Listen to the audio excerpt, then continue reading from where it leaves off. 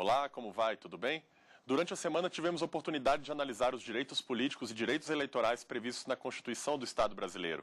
Analisamos ali algumas condições de elegibilidade, condições de inelegibilidade, além de tratarmos também da situação do indivíduo que é nacional e pretende se tornar um cidadão.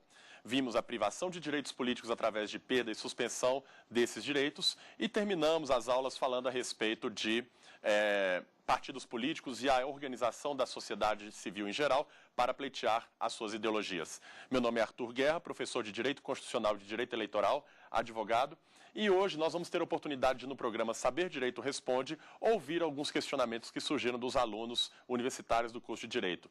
Bianca, Fabrício e Érica. Vamos então ouvir o que vocês têm para contribuir com a gente. Para o brasileiro naturalizado, o voto é obrigatório? Sim, tanto para o brasileiro naturalizado quanto para o brasileiro nato, o voto é obrigatório, desde que ele preencha os requisitos constitucionais para tanto.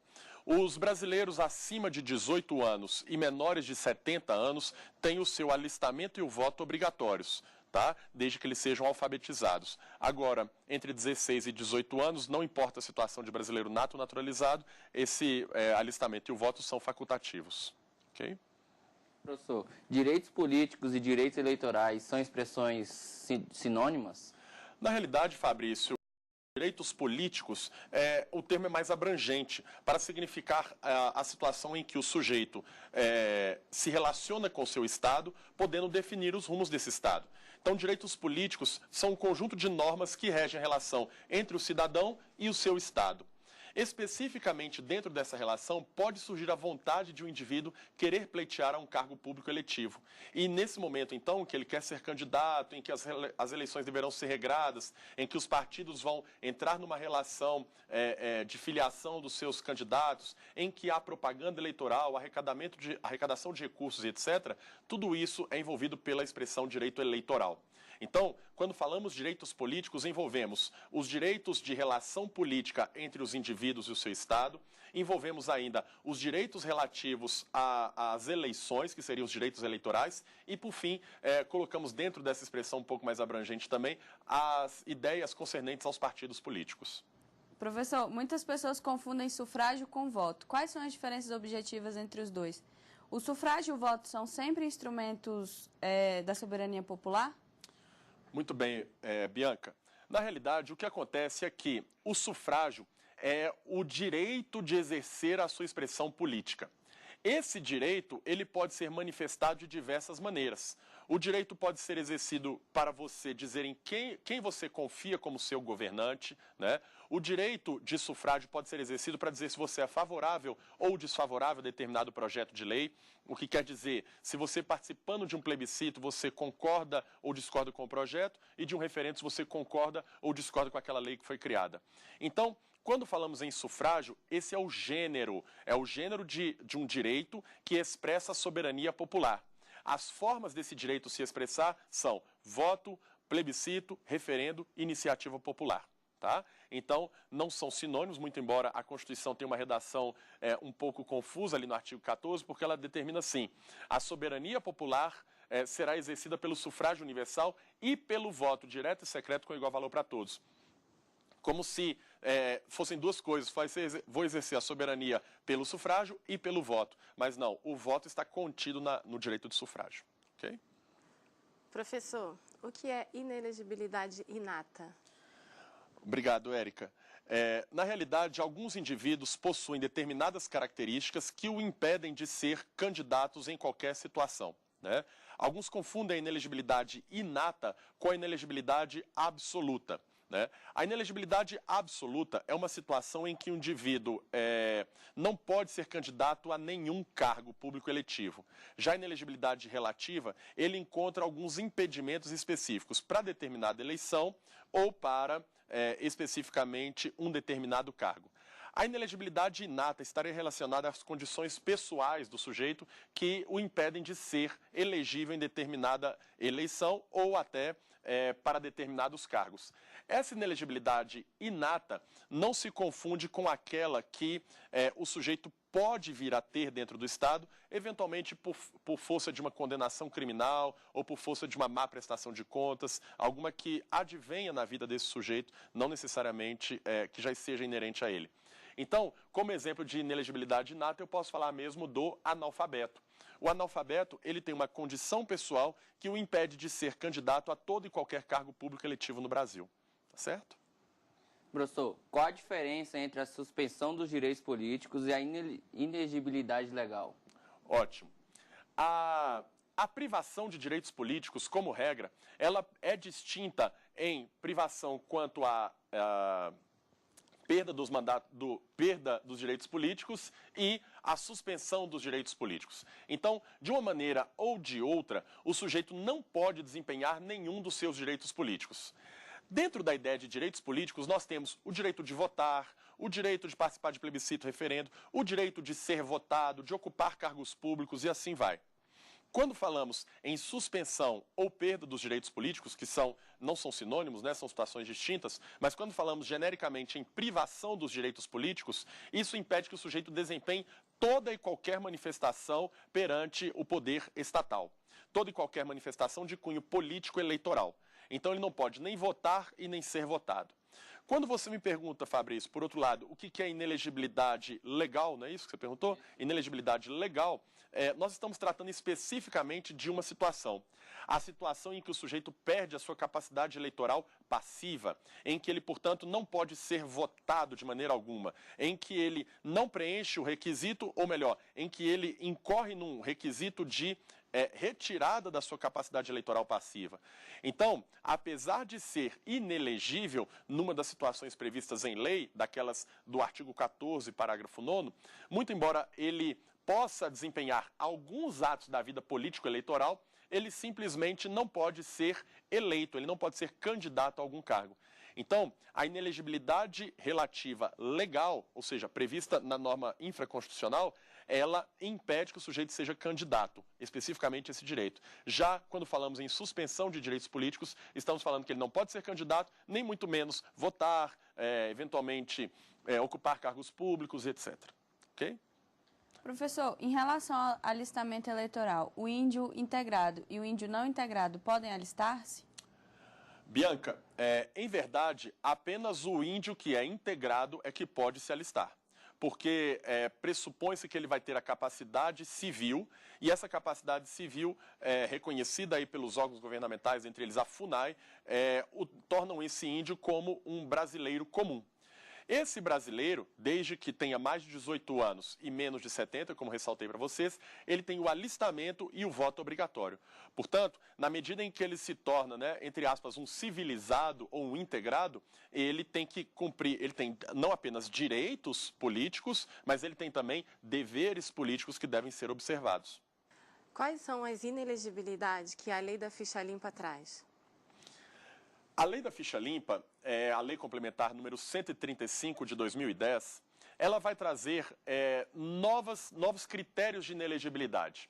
É que o artigo 14, parágrafo 9º da Constituição, remete à legislação infraconstitucional, ou melhor, manda a obrigação ao Congresso Nacional de legislar através de lei complementar, que ele efetivamente crie uma lei complementar sobre outras hipóteses de inelegibilidade.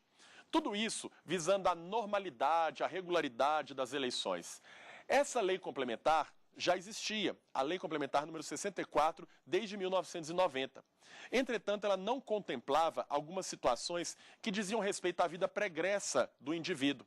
O indivíduo que tem um passado sujo, eventualmente considerado sujo, ficava muito subjetivo a gente saber o que é um passado sujo e o que não é um passado sujo. Os candidatos, o próprio nome já diz, tem que ser uma pessoa cândida, pura, limpa. E por isso mesmo, esse roteiro objetivo precisou ser traçado por uma lei. Veio então a Lei Complementar número 135 de 2010, criando novas possibilidades de considerar o sujeito inelegível. São diversas situações, como por exemplo, aquele que seja condenado por um órgão colegiado de tribunal, aquele que tenha suas contas rejeitadas, a prestação de contas quando mandatário rejeitadas, e assim vai, aquele prefeito que eventualmente tenha sido cassado no seu mandato no executivo ou parlamentar da mesma maneira. E assim, nós vemos que a Lei Complementar número 64 de 90, a original Lei de Inelegibilidades, foi alterada para criar uma série de novos requisitos, preservando então a situação de honestidade, de probidade daqueles que lançam seu nome a candidaturas públicas. Vamos a um breve intervalo, então, e daqui a pouquinho a gente volta com o nosso programa Saber Direito Responde.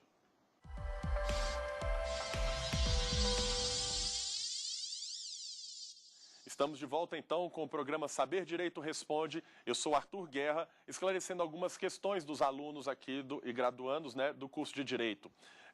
Vamos a uma pergunta da Bianca, então. Professor, como ocorre a filiação partidária de um militar? Bianca, como regra, os militares, quando na ativa, estão vedados de fazer a sua filiação. A Constituição coloca como um dos requisitos de elegibilidade que os sujeitos sejam filiados. Como regra geral, já que prevista em lei, como regra geral, essa filiação deve se dar um ano antes das eleições. Existem exceções, entretanto, para o caso, por exemplo, dos magistrados e para o caso dos membros do Ministério Público, que essa filiação deve se dar até 6 meses antes das eleições. No caso dos militares, essa vedação faz com que o militar possa sim concorrer ao pleito eleitoral, desde que ele seja alistável. Então nós temos 3 situações para os militares. Primeira delas, o militar que é inalistável. Esse não pode se concorrer a cargo nenhum e ele é configurado pelo conscrito durante o período de serviço militar obrigatório. Além desse, nós temos os militares com menos de 10 anos de exercício do serviço militar. Esses que têm menos de 10 anos de serviço militar ou os que têm mais de 10 anos de serviço militar, ambos, quando quiserem lançar a sua candidatura, eles procuram um partido político e, sem fazer a sua filiação formal, sem passar a fazer parte do partido mesmo, eles lançam a candidatura em nome do partido. Dão uma autorização, o partido vai até a Justiça Eleitoral, requer a candidatura daquele militar. Caso ele vença as eleições, no ato da diplomação, né, daquela certificação pela Justiça Eleitoral, ele vai efetivamente, então, passar para a inatividade. E aí a gente compensa as regras eleitorais. Por quê? Porque o que é vedado é que o militar da ativa seja filiado a partido político. Como ele passou para a inatividade, então ele vai ser agora, a partir de agora, filiado ao determinado partido político. Ok? Professor, quais são os requisitos constitucionais necessários para criar um partido político? Bom, Fabrício, esses requisitos estão ali previstos como princípios e como preceitos no artigo 17. E algumas vedações também estão ali previstas. Veja, nós temos como alguns desses princípios a ideia de soberania nacional, a defesa da soberania nacional, né, que é um partido político, ele vem com uma ideia de defender o Estado brasileiro. Nós temos ainda a defesa dos direitos fundamentais da pessoa humana. Esses direitos, eles devem, os partidos não existem por si, não existem apenas para satisfazer aos seus criadores. Ele não existe para satisfazer os objetivos do partido político, mas um partido político que é um conjunto, uma agremiação de pessoas que visa chegar ao poder, esse objetivo deve ter um fundamento, e o fundamento é sempre defender a pessoa humana. Temos mais, temos ainda o caráter nacional dos partidos como um de seus princípios, né? Não existem mais os partidos que defendam apenas determinada região do país ou determinados estados. Ele deve sempre ter uma abrangência nacional e essa abrangência vai sendo observada pela Justiça Eleitoral na medida em que o partido vai elegendo deputados federais e vamos vendo como é que está essa proporção pelo Brasil, inclusive possibilitando a criação de cláusulas de barreira. Temos ainda o quê? Os partidos não podem receber recursos ou financiamentos de grupos estrangeiros, governos estrangeiros ou entidades estrangeiras. Justamente para quê? Para que fique em casa a questão de resolução de ideologias e não se desconfie eventualmente que um partido luta pelo poder para trazer uma ideologia externa para dentro do nosso Estado. É importante destacar ainda que os partidos precisam receber do Estado um dinheiro vindo ali de uma verba chamada fundo partidário e tenham ainda a oportunidade de participação pelos meios concedidos de comunicação, como televisão e rádio. Por fim, os partidos políticos eles não podem se aliar a uma organização paramilitar, porque isso significaria, de certa forma, uma deturpação da ideia de democracia. Na democracia, nós vencemos pelo discurso, nunca pela violência. E uma organização paramilitar tem justamente esse objetivo. Portanto, um partido político que preenche esses requisitos, ele deve criar o seu estatuto partidário, né, com as proporções exigidas na legislação infraconstitucional de assinaturas pelo Brasil afora. E esse estatuto, que é criado na forma da lei civil, perante um cartório civil, porque aqui estamos falando da criação de uma pessoa jurídica de direito privado, depois deverá ser apresentado ao TSE, ao Tribunal Superior Eleitoral, para que ele possa ter conhecimento e gerenciamento sobre esse partido político. Ok? O que é a inelegibilidade cominada? A inelegibilidade cominada, ao contrário daquela que é a inata, é aquela estabelecida por alguma situação pretérita na vida do sujeito. Alguns exemplos, eu até, quando você me perguntou sobre a ficha limpa, alguns exemplos vão vir do fato do sujeito ser condenado. Quando ele é condenado criminalmente, ele, além de cumprir aquela pena estabelecida por um juízo criminal, ele ainda vai receber algum tipo de impossibilidade de participação em eleições. Essa inelegibilidade cominada, então, vai fazer com que ele esteja com os direitos políticos suspensos, né? E a suspensão dos direitos políticos é a causa até mesmo nem de inelegibilidade, é uma causa de não elegibilidade. Ou seja, se quer preencher os requisitos de elegibilidade, esse sujeito vai conseguir. Então, ele efetivamente não pode ser candidato a cargo nenhum dentro do Brasil. Ok? Professor, quais são as idades mínimas para os cargos eleitorais? Pois bem, Bianca, essas idades mínimas são estabelecidas pela Constituição também. Dentre os requisitos de elegibilidade, nós vemos lá o domicílio eleitoral, a nacionalidade brasileira, o alistamento eleitoral, né, a filiação partidária, até da forma que você me perguntou, fazendo essas observações. Só que é importante observar o caput do dispositivo, ou melhor, o parágrafo do dispositivo coloca assim: são condições de elegibilidade na forma da lei. Então, quando se diz na forma da lei, isso significa que existe legislação infraconstitucional a regulamentar aquilo que está ali à primeira vista na Constituição. A Constituição coloca ali no inciso 6º, então, a idade mínima de, e conforme o cargo pleiteado, o sujeito tem que ter determinada idade. Para o cargo de vereador, a idade mínima é de 18 anos. Para os cargos de prefeito, vice-prefeito, deputado federal, deputado estadual e distrital, a idade mínima é de 21 anos. Para governador e vice-governador, 30 anos, e o ápice, né, quando o sujeito adquire a capacidade eleitoral plena, é aos 35 anos, em que ele pode se candidatar a presidente, a vice-presidente e a senador. Lembrando que, na forma da lei, o que a Lei 9.504 de 97 vai nos exigir é que essa idade esteja cumprida apenas na data da posse. Então, nós podemos perfeitamente ter um candidato a prefeito com 20 anos. Não atingiu os 21 anos na data da eleição, mas desde que até a data da posse, inclusive, ele faça os 21 anos, não há problema nenhum, ele é plenamente elegível. Professor, por que no Brasil é obrigado a votar, sendo que em muitos outros países o voto é facultativo? Fabrício, veja bem, é uma questão da opção do Constituinte em 1987 e 1988. A princípio, a ditadura implementada no Brasil fez com que o voto fosse uma vontade naquele momento ali, fosse um anseio, fosse um dogma político-jurídico existente naquele momento, que acabou sendo transplantado para dentro da Constituição como algo extremamente valoroso e como não um direito ou um dever, mas como um poder-dever do cidadão.